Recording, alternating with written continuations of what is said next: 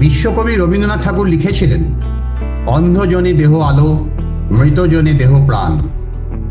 কিন্তু গল্পটা যদি হয় অন্ধ মানুষ আলো দেখাচ্ছে সমাজের পিছিয়ে পড়া প্রান্তিক মানুষদের, জীবনযুদ্ধে হেরে যাওয়া মানুষদের প্রেরণার উৎস হয়ে উঠেছেন তিনি। সম্প্রতি প্রকাশ পাওয়া বিয়ন্ড সাইট,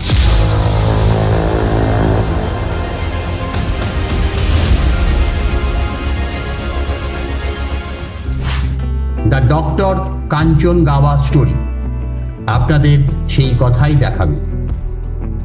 এক অনবদ্য সিনেমাটিক ডকুমেন্টারি দেখতে সরাসরি ক্লিক করুন এই সাইটে। A story of struggle.